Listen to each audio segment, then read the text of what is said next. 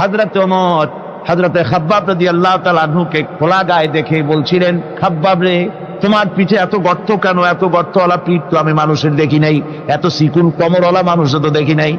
তিনি বলেছেন, ওমর তুমি কি ভুলে গেছো?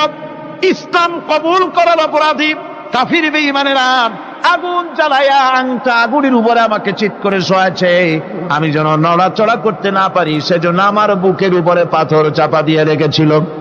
গায়ের চর্বি আর রক্ত গলে গলে পড়ে আগুন নিবেছে, আর আগুন গোশত পুড়ে যে পিঠের মধ্যে প্রবেশ করেছিল আজও পর্যন্ত পিঠের সেই গর্ত সেরে যায় নাই। এভাবে অত্যাচার হচ্ছিল সাহাবীদের উপর। আল্লাহ রাব্বুল আলামিন তার হাবিবকে সান্ত্বনা দিলেন, ওয়াসবির ওয়ামা সাবরুকা ইল্লা বিল্লাহি ওয়ালা তাহজান আলাইহিম ওয়ালা তাকু ফি যায়কিম মিম্মা ইয়ামকুরুন। হে রাসূল, সবরের সাথে কাজ করতে থাকুন। আপনার এই সবরের তৌফিক তো আল্লাহই দিয়েছেন, আর ওদের সমস্ত ষড়যন্ত্র, ওদের অপকৌশলে আপনি দুঃখিত হবেন না, চিন্তা করবেন না, ভারাক্রান্ত হবেন না, আপনি নিশ্চিত থাকুন। ওয়াসবির লিহুকমি রাব্বিকা ফাইন্নাকা বিআয়ুনিনা। হে নবী, আপনার রবের চূড়ান্ত ফয়সালা আসা পর্যন্ত ধৈর্য ধারণ করুন, আপনি তো আমার চোখের সামনে। সুবহানাল্লাহ, সুবহানাল্লাহ, গড আপনি আমার চোখের সামনে, কে আপনাকে কি করবে আমি দেখবো না? সুবহানাল্লাহ। মন্ত্রী যদি, এই সলিমুদ্দিন মার্কা মন্ত্রী যত আছে, এই মন্ত্রীরা যদি কয় ব্যথাতে ভয় কিসে, আমি তোকে দেখছি না, সাহসটা কেমন বাড়ে, কেমন বাড়ে সাহস।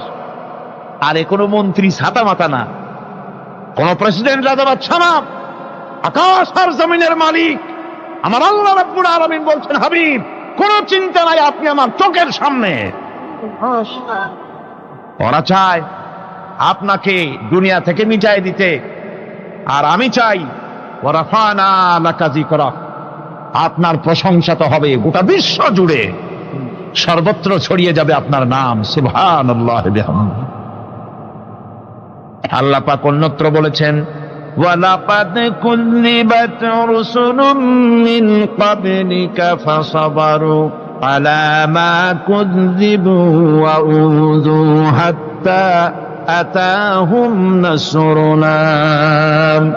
হে মুহাম্মদ সাল্লাল্লাহু আলাইহি ওয়াসাল্লাম, আপনার পূর্বে অসংখ্য নবী রাসূল এই পৃথিবীতে আসছে এবং জুলুম আর নির্যাতনের শিকার তারা হয়েছেন, অবশেষে তাদের প্রতি আল্লাহর সাহায্য এসেছে। সুতরাং আপনাকেও ধৈর্য ধারণ করতে হবে, ধৈর্য ছাড়া কোনো পথ নাই, ধৈর্য আপনাকে ধারণ করতেই হবে। আর এই ধৈর্য ধারণ করলে পরে আল্লাহর চূড়ান্ত ফয়সালা আসবে, তখন আল্লাহ পাক মেহেরবানি করবেন। আমার ভাইরা, এই ধৈর্য পৃথিবীর সমস্ত পয়গম্বররা ধৈর্য অবলম্বন করেছেন, কখনো অধৈর্য হন নাই। দিন কায়েমের সংগ্রামে নবী রাসূলগণ দারুণ ভাবে সবর ইখতিয়ার করেছেন। বৃদ্ধবাদীদের সকল রকমের নির্যাতন, অপকৌশল, ষড়যন্ত্র, এই সব কিছু মোকাবেলা করেছেন ধৈর্যের নীতি অবলম্বন করি, কখনো ধৈর্যচ্যুতি তাদের মধ্যে ঘটেনি। বরং আল্লাহ রাব্বুল আলামিন তাদের প্রতি সন্তুষ্ট হয়েছেন। যারা এই ধৈর্য ধরেছে তাদের উপরে সন্তুষ্ট হয়ে আল্লাহ রাব্বুল আলামিন বলেছেন, ওয়া কাআইয়্যিম মিন নাবিয়্যিন কাতালা মাআহু রিব্বিয়ুনা কাসীর।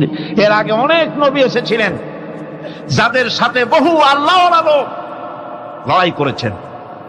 ফামা ওয়াহানু লিমা আসাবাহুম ফি সাবিলিল্লাহি ওয়া মা যাআফু ওয়া মাস্তাকানু।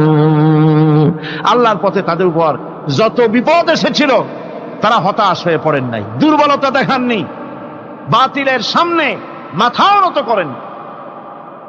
ওয়াল্লাহু ইউহিব্বুস সাবিরিন। আর আল্লাহ পাক ধৈর্যশীল যারা, তাদেরকে আল্লাহ পাক ভালোবাসেন। আমার ভাইরা,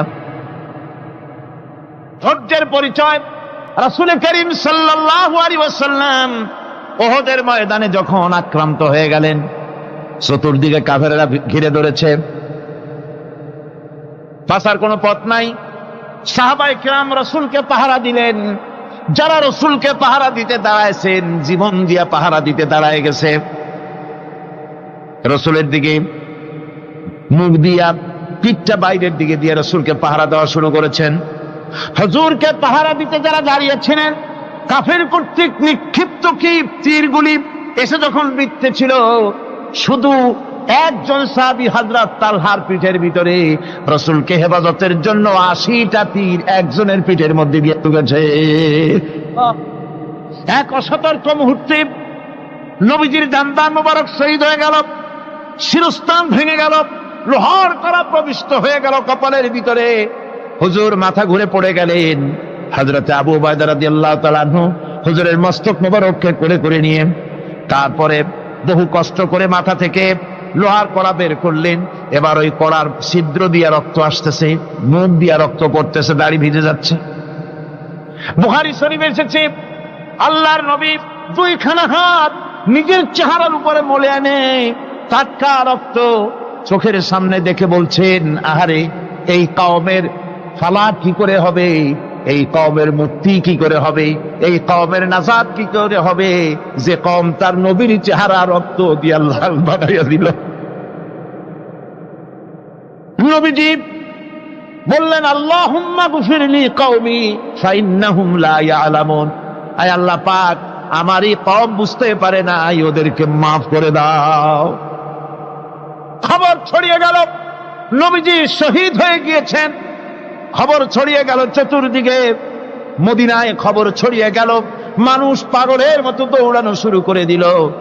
এক মেয়ে লোক দৌড়াচ্ছে ওহদের দিকে, কয়েকজন সাহাবীর সঙ্গে দেখা। তারা জিজ্ঞেস করলেন, দৌড়াও কেন মহিলা, যাও কই?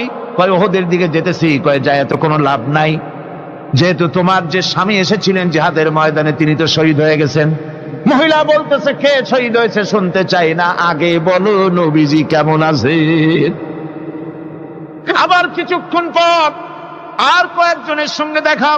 তারা বলছে, মেয়ে লোক দৌড়াও কই? যাচ্ছি ওহদের দিকে। তারা বলছেন যে কোনো লাভ নাই, তোমার যে দুইটা কলিজার টুকরা সন্তান ওহদে এসেছিল দুটোই শহীদ হয়ে গেছে। মা বলতেছে, ও সাহাবী, কে শহীদ হয়েছে শুনতে চাই না, তাড়াতাড়ি করে বলো আল্লাহর নবী মুহাম্মদুর রাসূলুল্লাহ সাল্লাল্লাহু আলাইহি ওয়াসাল্লাম কেমন আছেন। দৌড়াতে দৌড়াতে ওহদের মাঠে সাহাবায়ে কেরাম পরিবেষ্টিত।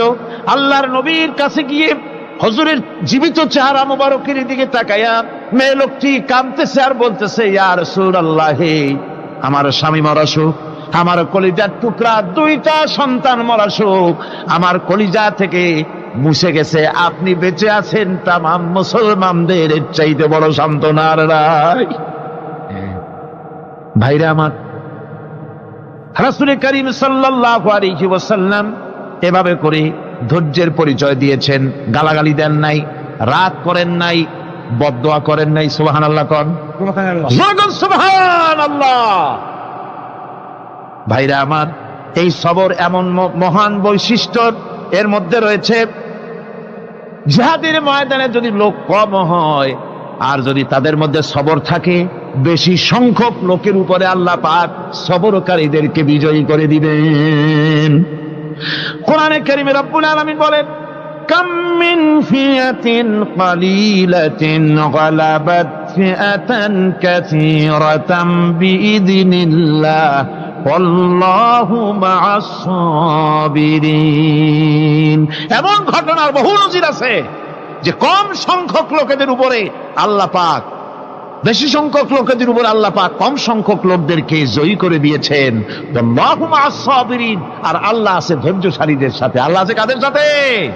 দেখেন না বদরের কামটা, বদরের ময়দান, 313 জন মুসলমান, অস্ত্রপাতি নাই, সামান্য সামান্য অস্ত্র, আর কাফেরেরা এসছে হাজারেরও বেশি।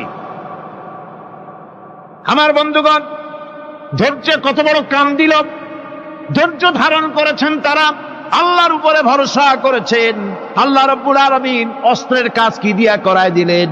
একজন সাহাবী এসে বলছেন, হুজুর, জিহাদের ময়দান ইসলামের প্রথম জিহাদ, আমার কাছে তো অস্ত্র নাই, মেহেরবানি করে একটা অস্ত্র আমারে দেন, আমি লাফায় পড়ি জিহাদের মধ্যে। হুজুর বলেন অস্ত্র তো আমার কাছে নাই, দিবটা কি?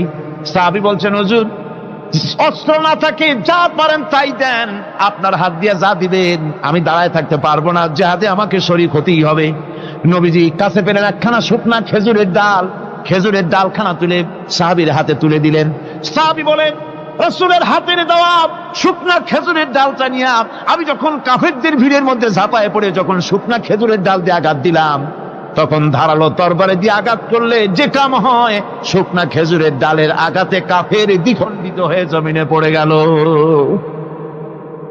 ভাইরা আমার, আল্লাহ রাব্বুল আলামিন সবর যারা করে সংখ্যা যদি কম হয় আল্লাহ পাক তাদেরকে বিজয়ী করে দেবেন, এই ওয়াদা আল্লাহ রাব্বুল আলামিন করেছেন।